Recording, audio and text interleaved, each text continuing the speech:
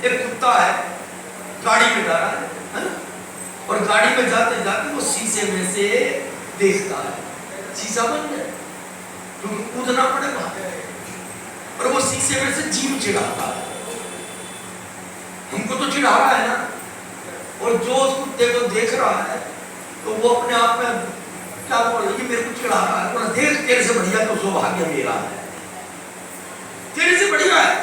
क्यों? क्योंकि तू तो पैदल चल रहा है और मैं गाड़ी में चल रहा हूं। होता है ना ऐसा, वो ये समझेगा क्योंकि सौभाग्य है, उसने भी कहीं ना कहीं गुरु की कृपा पाई, और ये हम सब है ना, ये गुरु की कृपा के पात्र है। इसलिए दशरथ जी महाराज हो चाहे वो सुरुचि माता, और उन्होंने ध्रुव जी ने एक ही बात कही, मेरे जैसा कोई मूर्ख होगा क्या, अरे भगवान मिल जाए और फिर मैं उस घोर नरक की यातना करूं कि हे प्रभु तू मेरे को इस गर्भ से जन्म दे। अरे 9 महीने इस कीट पतंग में, इस दुर्गंध में, हैं, इस मलमूत्र में कौन पड़ना मत कहे चाहेगा। हम जो कथा सुने ना, हम भगवान के मंदिर जाए, मैंने इतनी बार कि ये रामायण कदम कदम के ऊपर यही बात को समझा रही है कि तुम जरा जरा सी चीज के लिए भीख मत मांगो। ये प्रभु मकान दे, दुकान दे, व्यापार दे, संतान दे, फलाना दे, अरे जो तुम लिखवा के आए हो मिलेगा, इसमें भीख काहे की मांगती है? भीख मांगे तो हे प्रभु बस ये शरीर हमारा सही रखना, जिससे कि तेरा हमको सत्संग निरंतर मिलता रहे, सत्संग मिलता रहे, तेरी कृपा हमको मिलती रहे। इसलिए गुरु के पास गए, सब समझ गए, मेरा समाधान तो कोई थे, प्रसाद मिला, तीनों गर्भवती हुई, है ना। अब गर्भवती हुई तो गुरु वशिष्ठ जी महाराज ने, देखो यहाँ थोड़ा सा समझना, एक आती गर्भ गीता, गर्भ गीता के अंदर जो स्त्री गर्भवती है, समझना ये स्त्री की बात है, जो गर्भवती है उसको सारे काम त्याग करके एक काम करना चाहिए, क्या? जहाँ ले चलोगे वही मैं चलूंगा, जहाँ ले चलोगे, जहाँ ले चलोगे वही मैं चलूंगा, जहाँ ले चलोगे वही मैं चलूंगा। किसी ने पति के लिए नहीं, अपने परमात्मा से, क्योंकि वो जो कोख में पल रहा है ना, वो किसी और की देन नहीं, मेरे राम की देन है, मेरे राम की देन है। हे प्रभु जब तक ये गर्भ में है मेरे को सद्बुद्धि प्रदान करना, और निरंतर मैं तेरे नाम का गुणगान करती हूं। कहा ना, कई बार आ गई ये बात, कल भी मैंने बताया, अर्जुन जैसा बेटा चाहिए तो क्या करना पड़ेगा?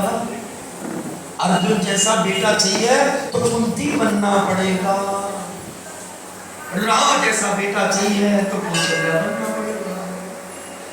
अब मैं राम जैसा बेटा चाहूं और कौशल्या बनूं नहीं, तो होगा कैसे? अरे तो बात मत करो, डिस्टर्ब होता है, मैं हाथ जोड़ रहा हूं, आधे घंटे की बात है, बात तो तुम करते हैं, कोई दिक्कत नहीं, मेरी बात का बुरा मत मानो, मेरा तारा टूट जाता है।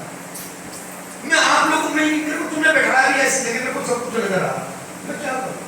मैं मजबूर, केवल आपको मैं 20 मिनट बोलूंगा, है ना, और 20 मिनट के बाद खूब बात करूं। मैंने कल भी कहा है, मैं कुछ आप लोगों से मांग नहीं रहा, है ना, मैं मांग नहीं रहा, जिसको राम मिला हो वो तुम जैसों से क्या मांगेगा, है?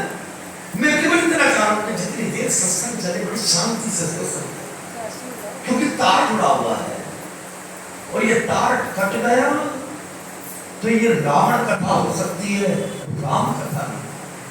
आप ही समझ में, थोड़ा सा शांति से मेरी बात को थोड़ा सा, मैं बार बार हाथ जोड़ रहा हूं, मैं तुम्हारे उतर के पैर भी पकड़ दूंगा, थोड़ा सा शांति। जितनी देर सत्संग चले, सुई भी देर तो उसकी भी आवाज है। हमारे गुरु जी है ना, वो वृंदावन में एक बार बोला अपने मोबाइल को साइलेंट पे मोड पे ले आना, मोबाइल बजना पाए, और अगर मोबाइल किसी का बच गया तो उठ के खड़े हो जाना, बाहर चले।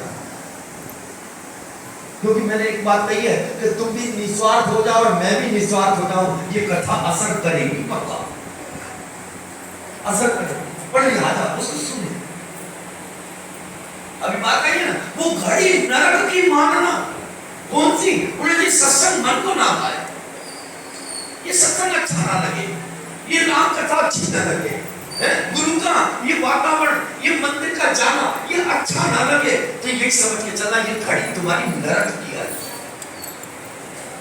जो भगवान का नाम ना सुहाए, जो भगवान का नाम सुहाए, अच्छा ना लगे, मेरी अपनी मनमानी हो।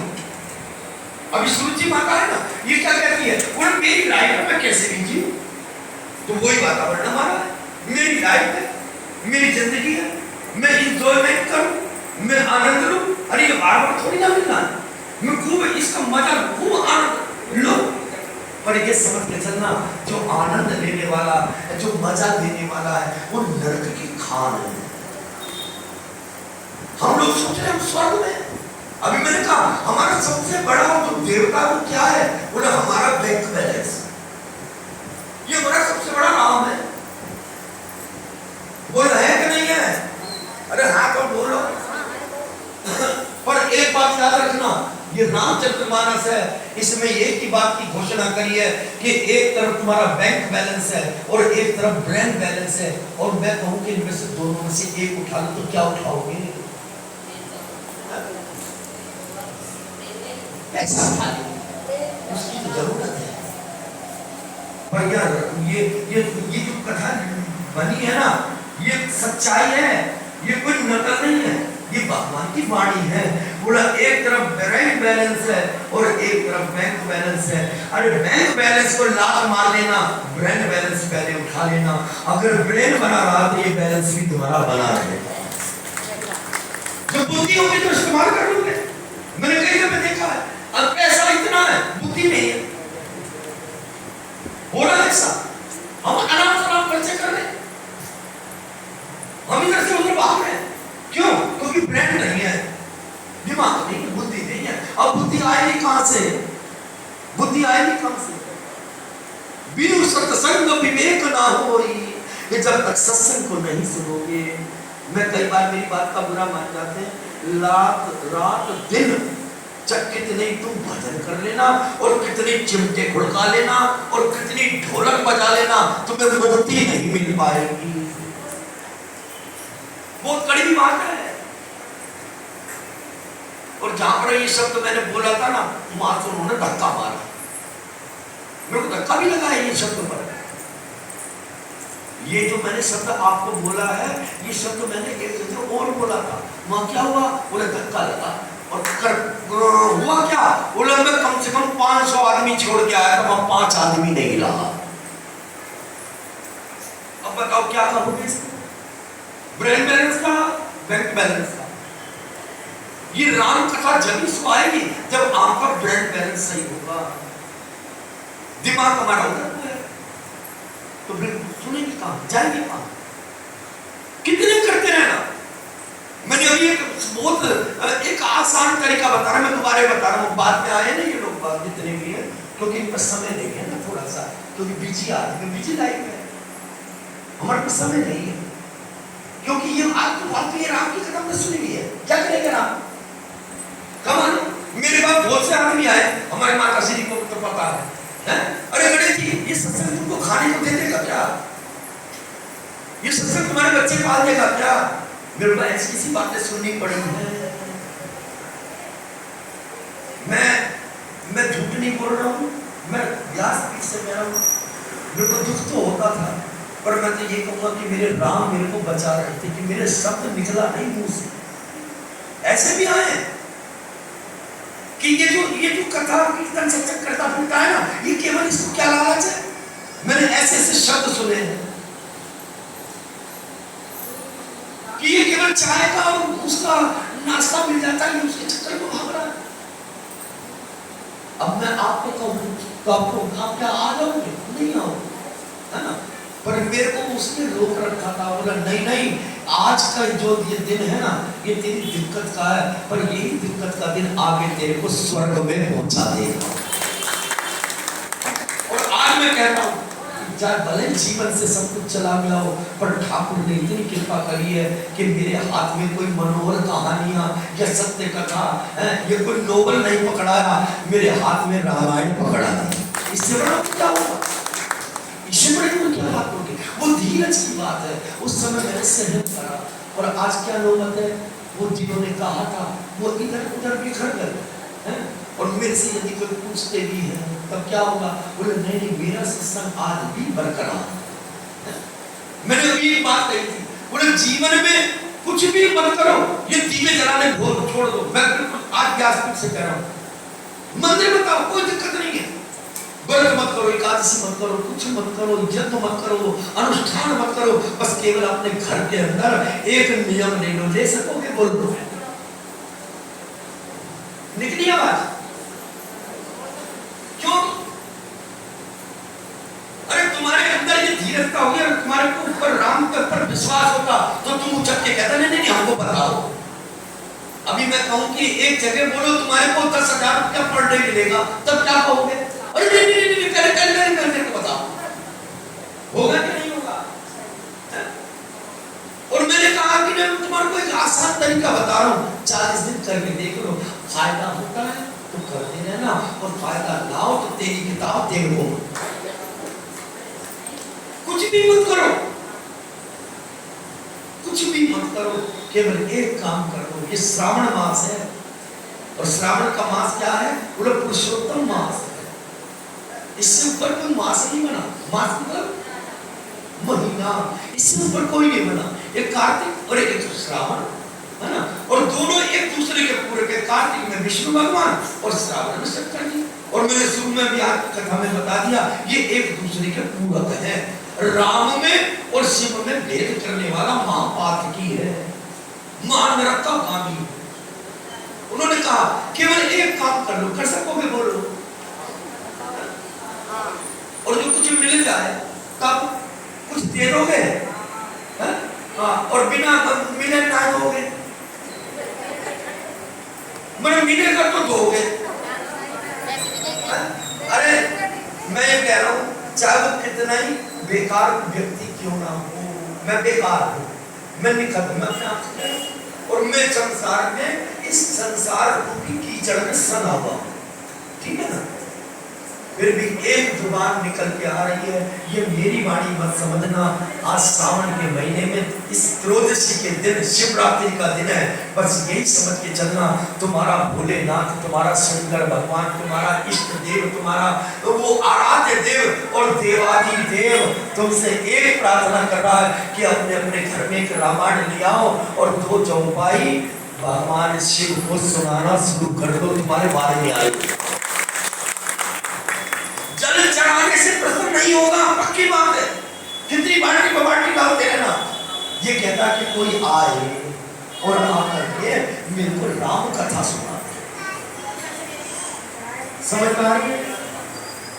वो तो बुरा लग रहा होगा। इससे 2 फायदे होंगे, एक तो तुम्हारे घर में राम की चर्चा होगी, तुम्हारा बेटा भी खत्म ही होगा ना, और जो नास्तिक भी होगा, चाहे पति हो, चाहे बेटा हो, चाहे पड़ोस हो, चाहे कोई भी हो, इसमें तुम्हारे को 2 फायदे होंगे, एक पंथ और 2 काज, है ना। और 2 कार्यों में क्या होगा? पहला काम तो तुम्हारे घर में राम की स्थापना हो, राम की चर्चा है। और दूसरे नंबर पर जो तुम्हारा इष्ट, तुम्हारा शंकर भगवान है, गौरी शंकर है, क्या बोले ये प्रसन्न हो जाएगा। आप 40 दिन करके देख लो, अगर आपको फायदा लगता हो तो ये श्रावण के महीने में गुरु मंत्र है, आप करके देखो, करके केवल 2 चौपाई लेना बस, ज्यादा समय नहीं, क्योंकि बिजली समय तो मिलेगा नहीं, फिर भी 2 चौपाई का प्रण ले लेना। और एक बात का याद रखना, मैंने दोबारा रिपीट कर रहा हूँ इस बात को, क्योंकि ये बात में आए है ना। एक बात का याद रखना, मैंने अभी बताया, कोई हमको समय देता है कि इतने बजे मैं मिलूंगा, वो आप नहीं मिलते तो दुख होता है। आपका समय निश्चित होना चाहिए, ये ना हो कि जब समय मिल गया तब कर लिया, ऐसा नहीं, समय निश्चित हो, क्योंकि जब समय निश्चित होगा तो वो अपनी अर्धांगिनी पार्वती को भी कहेंगे चलो जरा 2 चौपाई तो सुनिया है, किसके कारण? एक भक्त के। और जब वो शिव तुम्हारे दरवाजे पे आएंगे तो तुम्हारा कल्याण होगा, क्योंकि शिव का अर्थ ही कल्याण, समझ में? अब चलते थोड़ा सा कौशल्या माता, है ना। और कौशल्या माता के पास में 7वें महीने में भगवान का प्रादुर्भाव इस गर्भ में होता है, जो जीव का और ब्रह्म का मिलन है। सप्तम मास में 7वें महीने के अंदर गर्भ जब होता है तो ये जीव का और ब्रह्म का मिलन होता है। और मेरे को तो खैर पता नहीं, आप लोगों को पता होगा कि 7वें महीने के अंदर गोद भराई की रस्म भी करते हैं लोग, करते हो? मेरे को नहीं पता। कुल मिलाकर के 7वें महीने में गर्भ के अंदर भगवान उतरते हैं और ये जीव उल्टा लटका रहता है। तब भगवान से प्रार्थना करता है और प्रार्थना क्या कि हे प्रभु मेरे को मुक्त करो। कहाँ? इस अंधकूप से। हे प्रभु जैसा कहोगे मैं वैसा करूँगा, एक बार तो मेरे को इस नरक से निकाल दो। भगवान कहते हैं कि यार मैंने कितनी बार तेरे को निकाला है, तू हर बार एक प्रार्थना करता है और फिर वादा भूल जाता है। बात संसार में आने के बाद और फिर तू मतवाला हो जाता। मैं कितनी बार बना और तू कितनी बार बिगाड़ता। तो एक काम करे, तू इसी में पड़ा, इसी में पड़ा। यातना गुरु वशिष्ठ जी महाराज ने कहा तीनों माताओं से कि हे कौशल्या मां, कौशल्या को कहा है पहला क्योंकि 7वां महीना है, और कौशल्या को कहा कि हे कौशल्या बेटी ये बता तेरे को क्या महसूस होता है इस अवस्था में। ये गर्भ के अंदर बच्चे में जो पल रहा है ना उस पर भी असर होगा। कब? बोले कि जब इस अवस्था में भगवान चिंतन हो, परमात्मा की याद हो। एक नाड़ी चलती है जो माँ के शरीर से उस बच्चे पर जाती है, ऐसा है ना। उस नाड़ी के द्वारा भोजन भी मिलता है, उस नाड़ी के द्वारा उसको अकल भी मिलती है, और वही नाड़ी के द्वारा एक आपने कोटलेस माइक देखे ना, वो कोटलेस फोन आते हैं, रिसीवर बाहर पड़ा है अंदर पड़ा है, और हम फोन पर लिया घूमते है ना। ये वातावरण जो हम बोलेंगे, जो माँ बोलेगी, जो माँ सुनेगी, वो बच्चे के पर असर जाएगा। चाहे उस समय दुराचारी न फंस जाओ, चाहे उस समय आप भगवत कृपा में फंस जाओ। तो उन्होंने क्या कहा? बोले कि देवी तेरे को कैसा महसूस होता है? उन्होंने कहा कि गुरुदेव मैं क्या बताऊं, मेरे को तो ऐसा लगता है कि संसार को बनाने वाली नहीं। क्या बोली? अब कौशल्या ने बनाया क्या? संसार कौशल्या ने बनाया नहीं, तो किसने बनाया? बोले जो भीतर बैठा है। क्यों? क्योंकि कौशल्या कह रही है कि गुरुदेव क्षमा करना, मेरे को तो ऐसा महसूस होता है कि ये संसार को बनाने वाली मैं हूं। अच्छा क्यों?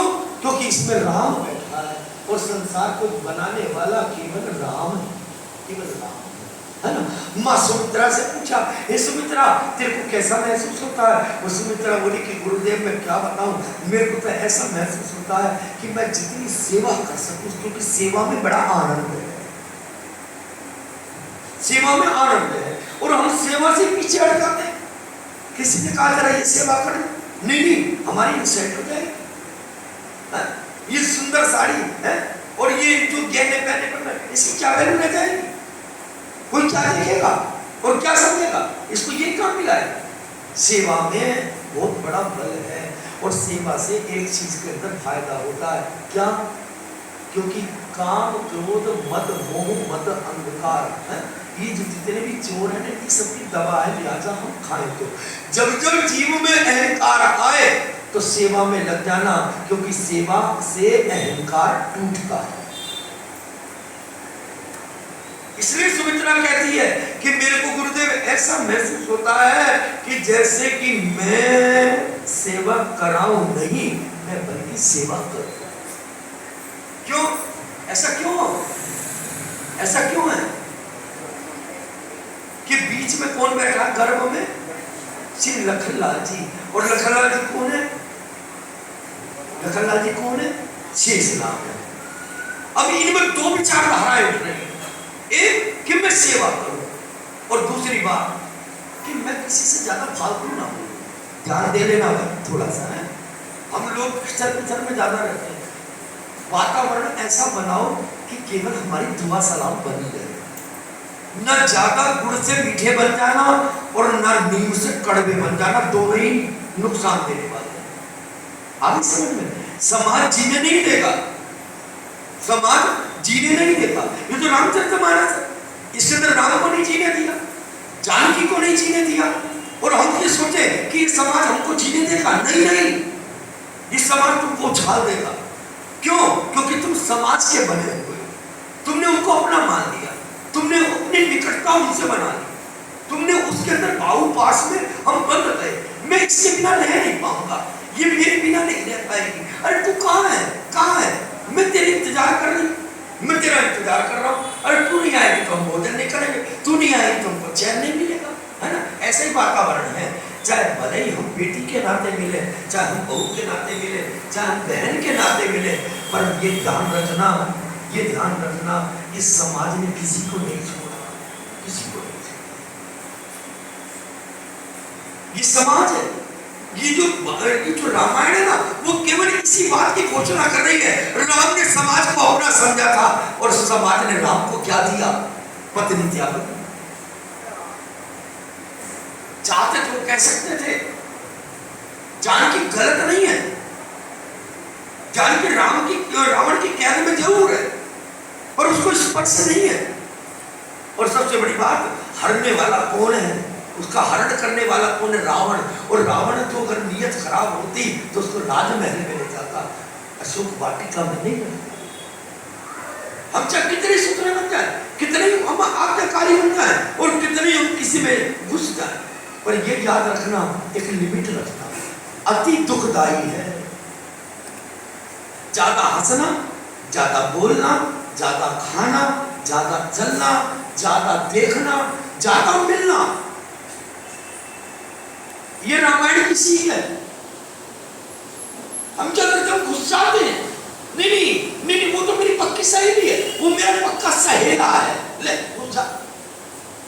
और आखिरी में क्या होगा? बोले वो समाज में झूठे पड़ेंगे कि जीवन में कोई बचाने वाला नहीं होगा। सुधर जाए, आज बाजी हमारे हाथ है, ये कल बाजी किसी और के हाथ में होगी।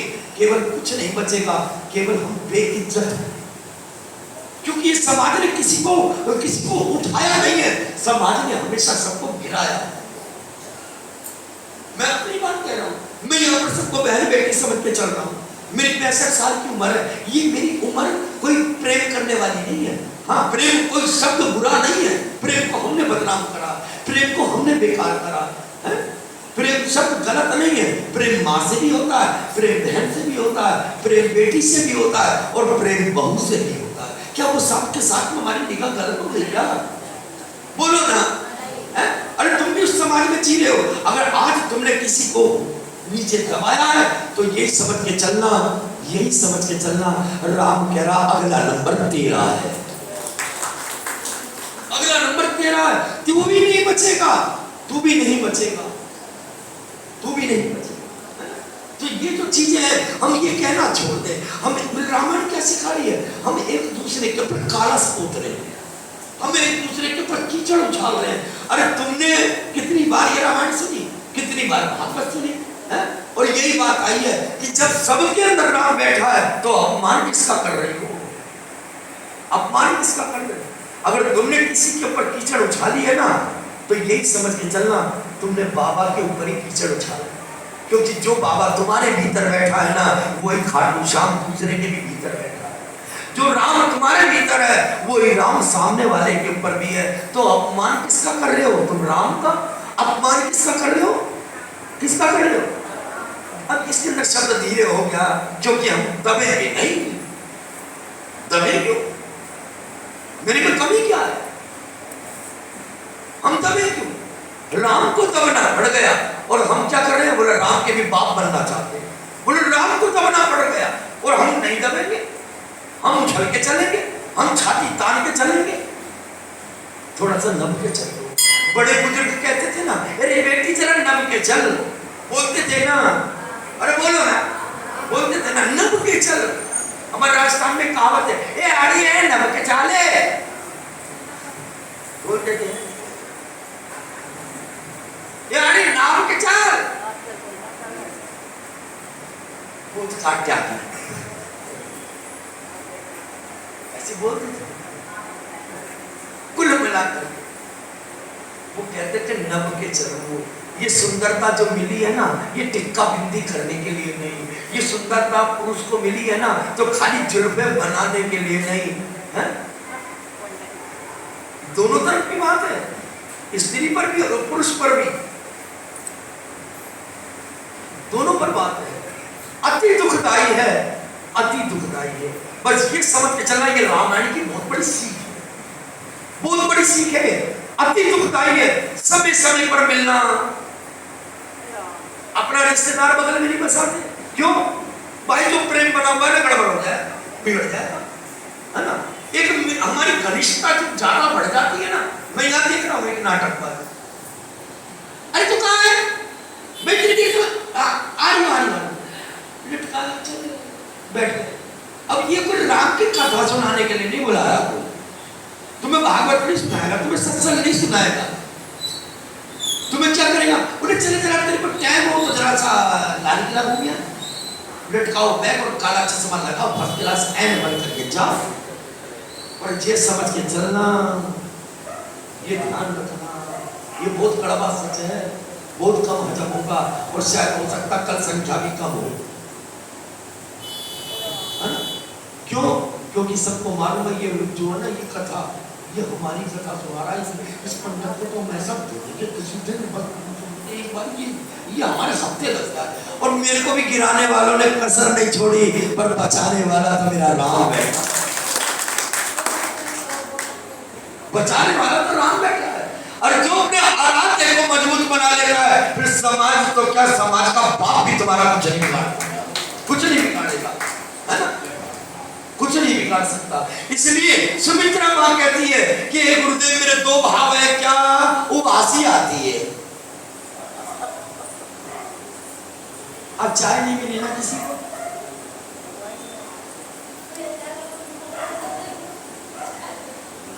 ये 3 गलियों में चौथी गलियां और मिल गई, क्या हंसते रहो ऐसे। और मैं हाथ जोड़ रहा हूं, मैं सही बताऊं तो मेरे में एक बात है, वो भगवान की कृपा है कि मैं अगर आपके पैरों में अपना माथा भी टेक दूं तो मेरी इज्जत के ऊपर बट्टा नहीं लग जाएगा, है ना। पर मैं आपसे हाथ जोड़ रहा हूँ, आपके पैरों के अंदर मैं सर दबा दूंगा। ये ईर्ष्याबाजी, ये बदनामी बाजी, ये एक दूसरे के ऊपर हम हमला बोल रहे हैं, एक दूसरे के ऊपर हम कीचड़ उछाल रहे हैं, ये तुम्हारी भक्ति का प्रभाव नहीं है, आपकी भक्ति नहीं है। आप कितनी कर लेना, अभी मैंने बताया, कितनी गंगा में नहाओ, कितनी यात्रा करो और कितना ही तुम सब कुछ करना, तुम्हारा कुछ फायदा नहीं है, सब बेकार जा रहा, 0.0, आखिरी में वही 0 है। थोड़ा सा विचार करो, सबके साथ में ऐसा एक प्रेम का भाव रखो, क्योंकि प्रेम का दूसरा नाम ही राम है। जहाँ प्रेम नहीं तो राम का, जहाँ प्रेम नहीं तो राम का। अरे घर का प्रेम बदल गया, यहाँ 4 जने बैठते, 4 जने एक नहीं होते, यहाँ गड़बड़ है, क्यों? प्रेम नहीं, सच्चा प्रेम। इसलिए सुमित्रा मां कहती है कि मेरा एक भाव है कि मैं बोल रहूं, मैं बोलूं नहीं, समय समय पर बोलूं, जब जरूरत हो तब बोलूं, मैं जरूरत में नहीं लाऊं, जरूरत में ही लूं और जरूरत में बचाऊं। क्यों ऐसा भाव क्यों उठ रहा है? एक और बैठा है, कौन बैठा है? शत्रुघ्न जी महाराज। और इन्होंने पूरी रामायण के अंदर, पूरी रामायण साक्षी है इस बात की, बोले अभी तक नहीं बोला। अरे राम जी दरबार में आ गए, तब कहा अरे शत्रुघ्न तू ही पूछ ले राम जी जो हो रहे हैं, बोला मैं पूरी रामायण में नहीं बोला, तो अब क्या बोलूंगा, अब क्या बोलूं? मैं नहीं बोला, एक जगह बोले, कहा एक जगह बोले थोड़ा सा, पर पूरी रामायण में नहीं बोले, इसलिए शत्रुघ्न मारा। और क्या हो गया? बोले वो शत्रुघ्न का नाम लेता है, जाके सुवर्ण देव को नासा और नाम शत्रुघ्न भेद करता था। ये मंत्र सिद्ध मंत्र है, अगर जो कोई इसका जाप करता है ना, तो शत्रुघ्न महाराज क्या करते हैं? शत्रुघ्न जी क्या करते हैं? क्या करते हैं? वो शत्रुओं का नाश करते हैं। एक मंत्र है ये, रामायण का है, आगे बता दो। तो उन्होंने कहा कि एक भाव तो मेरा सेवा का है और दूसरा भाव सेवा करो तो चुप रहो। किसी से ज्यादा बोलूं नहीं, क्योंकि ये समाज बोलने लायक रहा नहीं, ये समाज दोस्ती के लायक नहीं रहा, ये समाज मित्रता के लायक नहीं रहा। क्यों? क्योंकि सब अपने अहंकार में दबे पड़े हैं और इसी अहंकार के बल पर ये किसी इंसान को इंसान नहीं समझ रहे। ये मानव तो बने पर इन आदमियों की मानवता खत्म हो गई, और जब मानवता खत्म हो गई तो चाहे कितना ही भगवान का भजन करना नहीं मिलेगा। अभी एक नजारा देखा आपने, मैंने कहा चाहे कितनी ढोलक मजीरे पीटते रहो, तो एक मंडल उठ के सीधा निकल लिया, क्योंकि वो तो ढोलक बजाती है। राम से मिल जाएगा? नहीं, नहीं मिलेगा। मिलेगा तो सत्संग से। हे उद्धव, तू बार बार कहता है ना कि मेरे को मिल जाओ, अब चिंता मत करो, मैं तो स्वधाम जा रहा हूँ, क्योंकि मेरी लीला विश्राम दी गई है ना, खत्म नहीं हुई है, विश्राम दी है। अब कैसे मिलोगे? तो एक काम करना, जहां पर हरि कथा होती है वहां पर मैं बैठा मिलूंगा पक्का। जब राम की कथा होगी, जब भागवत होगी, मैं सत्संग में मिलूंगा। सत्संग के अलावा मैं कहीं नहीं मिलूंगा। आप पढ़ो, उसमें लिखा है मैं कहीं नहीं मिलूंगा। मैं दो ही जगह पर। कहाँ? उन्हें एक तो तुम्हारे घर के जो माता पिता हैं उनके चरणों में देखना, ढूंढना, मैं वहीं मिलूंगा। और या फिर मेरे को ढूंढो तो कहीं सत्संग में ढूंढना, क्योंकि वहां मैं बिना निमंत्रण के पहुंचता हूँ और आसन लगाकर आप लोगों की तरह राम भी बैठता है और तुम्हारे हनुमंत लाल भी बैठ करके इस कथा को सुनते। सत्संग के द्वारा वो परमात्मा की प्राप्ति है। अब तीसरा नंबर आया केकई वहां।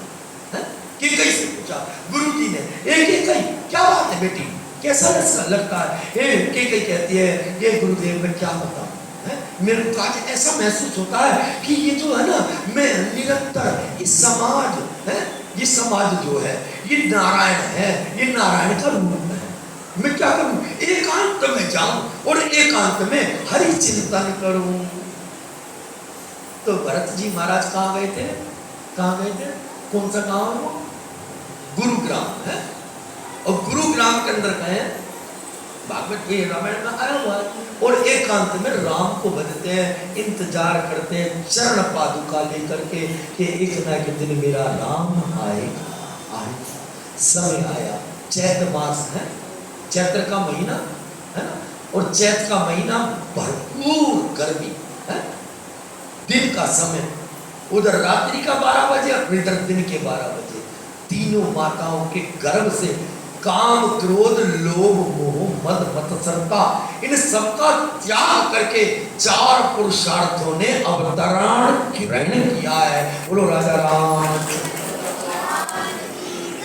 4 भाई आए ना, ये 4 भाई किसके हुआ है ये मैं कल आपको बताऊंगा। ये जो आए हैं 4 पुरुषार्थ हैं। जरा सा गुनगुना ले।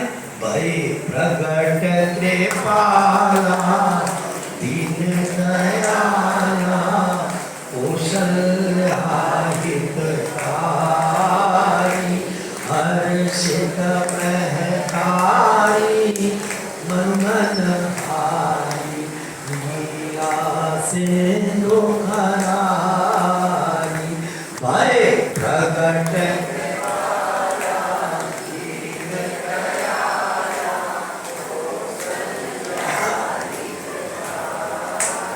कौशल्या का हित नहीं, ये संसार का हित करने वाला, संसार का अधीश्वर कहाँ? बोला अब हमारे बीच में आ रहा है। जो निराकार था, जो निराकार जिसका कोई आकार नहीं था, वो हमारे बीच में आ रहा है। निराकार, निर्गुण स्वरूप परमात्मा, जो अब तक अंतर ध्यान था पर दिखता नहीं था, अब वो हमारे बीच में आ रहा है। कल कथा को मैं आगे विस्तार करूंगा। आज राम जन्म है और इस राम जन्म के ऊपर त्रयोदशी का दिन, शिवरात्रि का दिन और भगवान शिव के आराध्य देव का अवतरण दिवस। इसी अवतरण दिवस पर हम संकल्प ले कि हे प्रभु, बोलो हे प्रभु, हे भोलेनाथ, हे देवाधिदेव, हे राम के आराध्य, हे भगवान शिव, कैलाशवासी, हे केदारनाथ, हे मध्य महेश्वर, हे प्रभु, हे कृपा के सागर, हे करुणा निधान, हे पतित पावन, हे कृपा सिंधु, आप हमको हमारे बीच में आकर इस शिवरात्रि के शुभ अवसर पर कुछ देना मत देना, पर कृपा ऐसी करना कि हे प्रभु हमको सद्बुद्धि प्रदान करना, और सद्बुद्धि आएगी, जब सद्बुद्धि आएगी तो आपका भी हम, तब आपका भी हम साकार रूप में दर्शन कर पाएंगे और आपके आराध्य श्री राम का दर्शन कर पाएंगे। हे प्रभु आप हमारे घर में नहीं, मकान में नहीं, दुकान में नहीं, व्यापार में नहीं, हे प्रभु आप इनमें वास मत करना, आप केवल मेरे हृदय में वास करना। अब बताओ, एक जगह अगर वास मिल गया तो व्यापार भी सही, मकान भी सही, संतान सुख भी, सारी चीजें आ गई, है ना। कब? जब हृदय में आ गया है। तो आ जाओ, थोड़ा सा तैयार हो जाए, क्योंकि आज मेरे को जरा तो पूरा आपको मैंने बहुत ज्यादा बैठा दिया है, क्योंकि 7:30 बजे, ये 7:30 तो नहीं हुए, ये 15 मिनट आगे भाग रही है ना। तो अभी आपका 7:15 हुआ है, 7:15 में कोई दिक्कत नहीं है ना, है ना। दूध डाल कर लिया है, अगर कोई अगर दिक्कत भी आए तो मेरे को जरा गाली वाली दे लेना, भले तो मेरे को कोस लेना। आज मैंने आपका 15 मिनट फालतू दिया है, ठीक है ना। कल से 5 बजे थोड़ा सा आने की कोशिश करो, जिससे कि ब्राह्म कथा का और आनंद ले पाए, और आनंद ले। अब तेरा आरती की उठले भाई, कोई शब्दावली के अंदर कोई गलती लगी हो तो मैं माफी चाहूंगा, थोड़ा सा है?